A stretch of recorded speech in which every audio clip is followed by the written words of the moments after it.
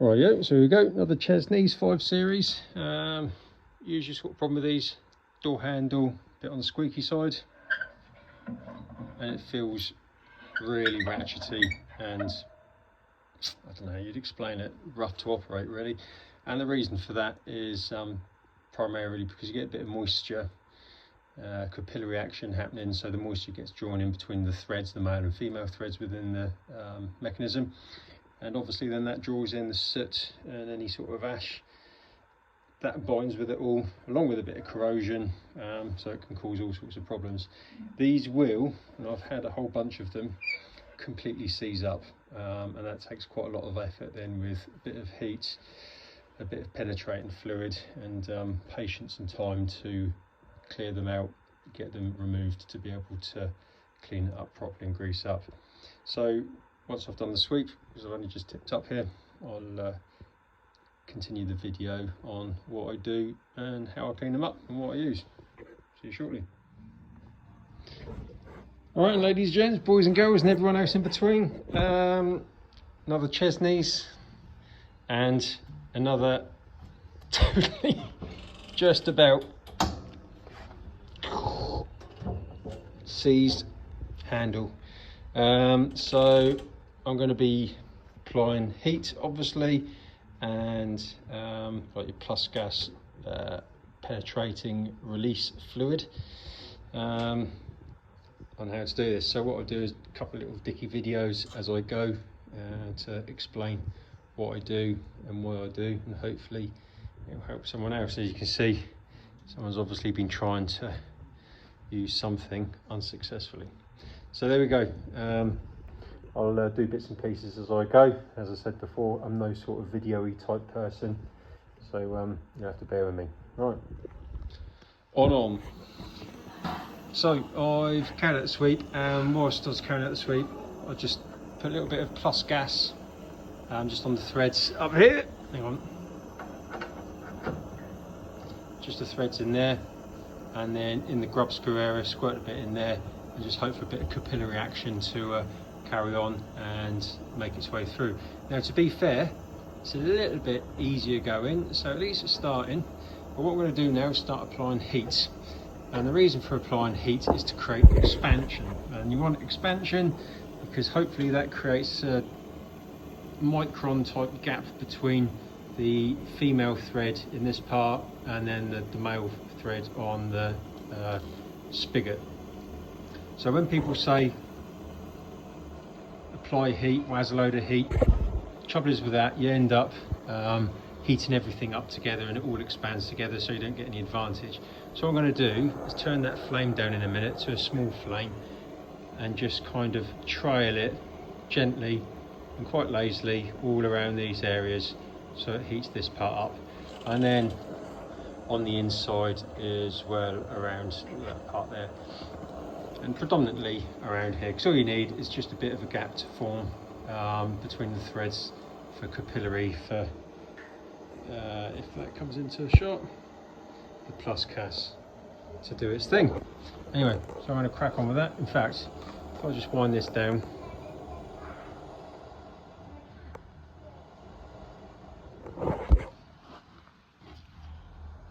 just a little flame like that, really, that's all it needs to be. Just bring it up a bit. I'm trying to do this one-handed and easy. Yeah. Just a little flame. And just train it in. So I'm going to crack on and do that, and come back as and when.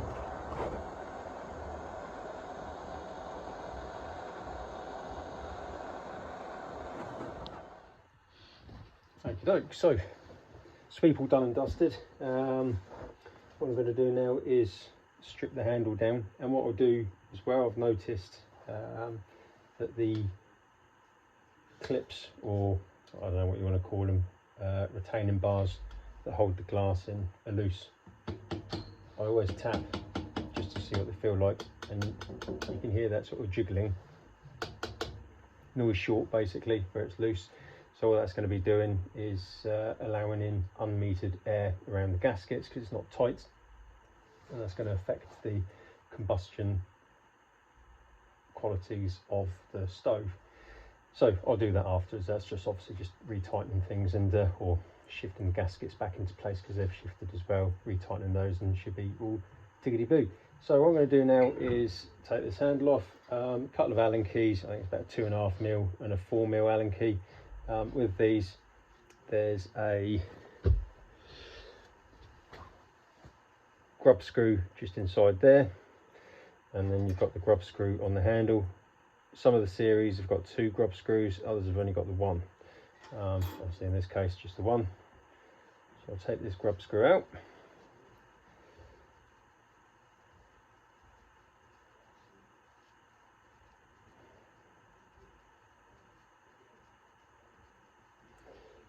It's like the longest grub screw in the world for the smallest thing that it's required.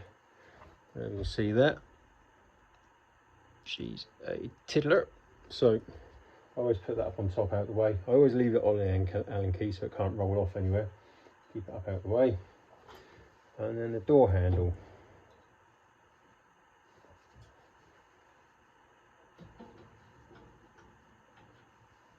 And that just slides off. So at this point, often you can hear it, they end up tightening down and a bugger to come out. This one isn't too bad, it just sounds nasty and it feels notchy in its use as well.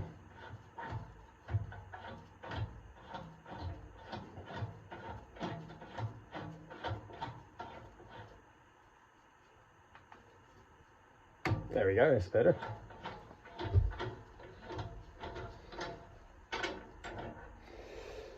So it's got a flat edge in there for the grub screw to bind in against to stop it from rotating fully, to loosen and tighten so it holds its position. And as you can see, let's have a look if it will focus on there. Let's get a torch. So you can see a reasonable build-up of sooty deposits on there, ashy sooty deposits, and that will end up making its way further on down the thread and causing the issues in binding. So all I do, I'll flash the vacuum cleaner up in a moment.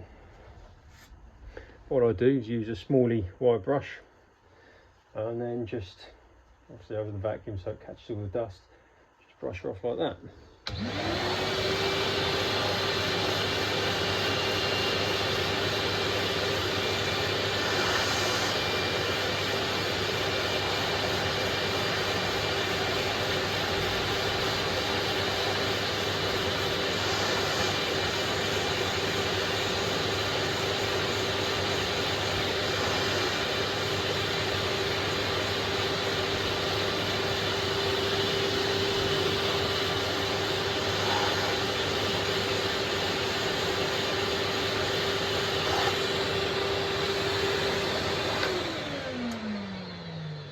So that's the male part all done.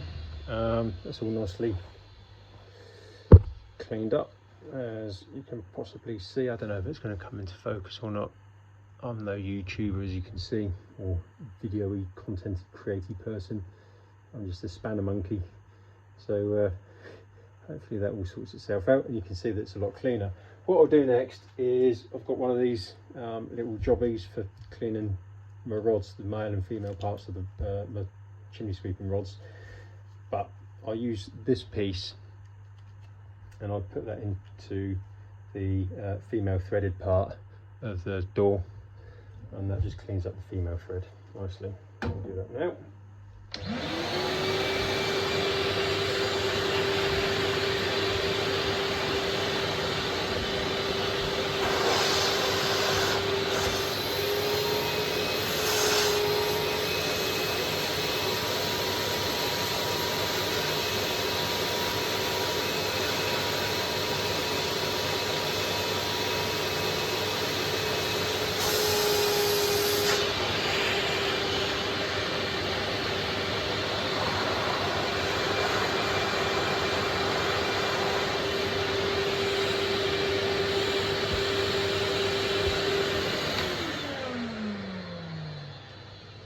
And you have to take my word for it, but lovely, nice and clean. So that's the cleaning bits done. What next? So prior to assembly, high temperature copper grease. I think Chesneys provides a graphite powder, something like that, but that's pointless. Copper slip, copper grease is by its own design suitable for very high temperature situations. So I use this, and I've used this stuff in the marine industry when I used to work on warships, automotive stuff.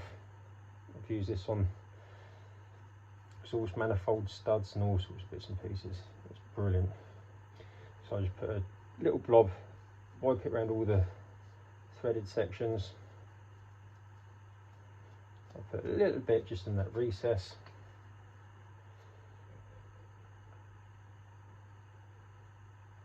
There we go.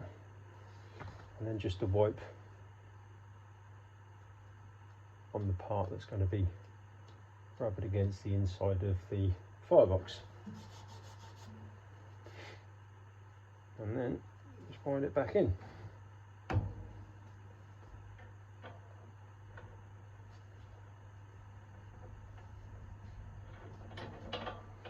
I'd like to think a lot of sweeps would do this as standard, because if it's not done regularly, yearly at least, then I've seen these handles completely seize up and lock, and then you end up having to get blow torches out to heat up the door so the female part expands, and to try and get some sort of capillary action or gap there for capillary action for the penetrating fluids to get in there and work their magic for it to sort of semi-release so you can remove it. Let's try that a bit more in.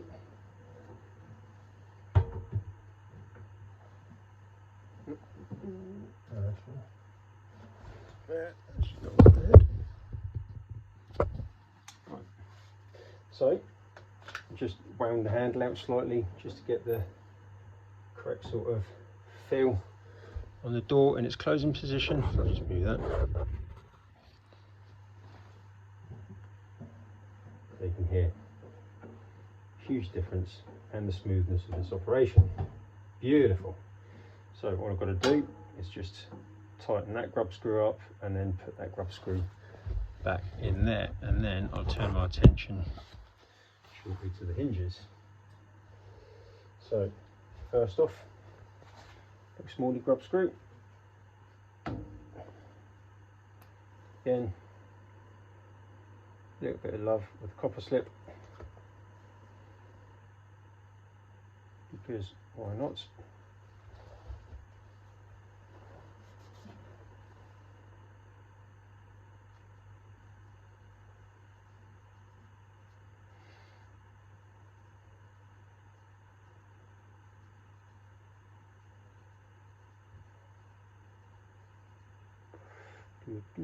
Right.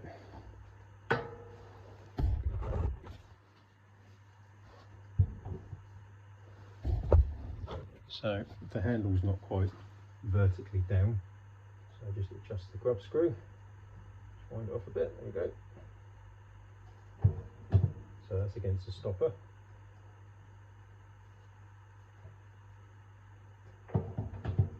Lovely.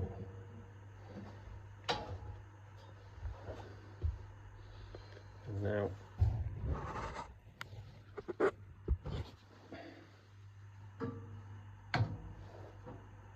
the door handle.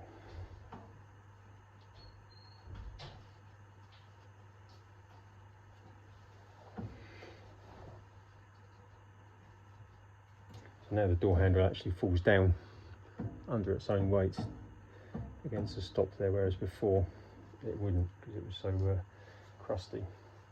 So there's that bit done. And what I do is give a bit of love to the hinges, just to make everything feel a bit smoother. So instead of taking the door all the way off, I bring her up as far as I can. under the plate. There we are.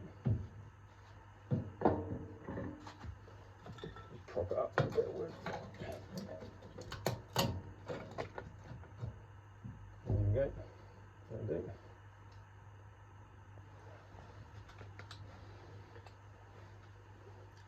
And again, just put a blob of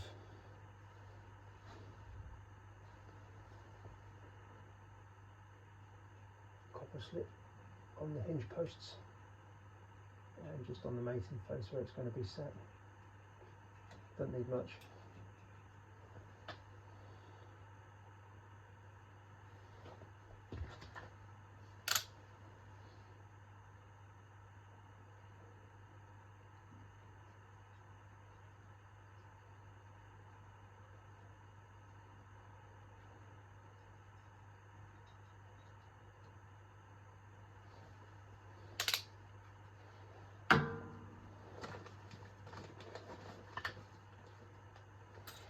There we go.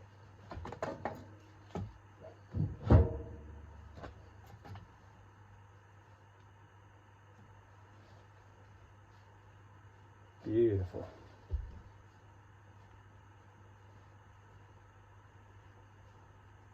Oh, Christ. Right, so there's those bits done. And now, just tightening up these glass retaining bar clip things, whatever you want to call them. So I'll just back them off. Oh yeah, they won't loose. I'll just bring the gasket down. So now the glass is pressed against the gasket. The gasket sits nicely between the glass and the casting of the door window aperture. That's probably the best way to explain it. Make sure it's not protruding too much on the outside. There we go.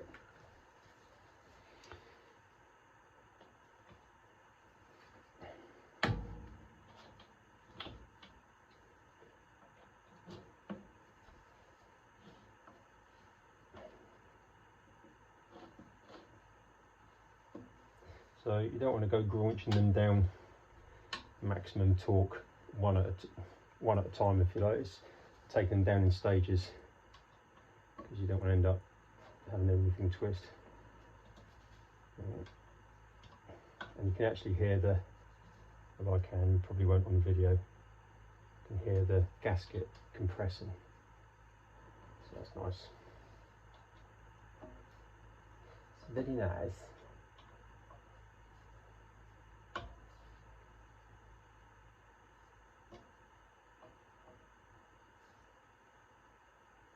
There we go.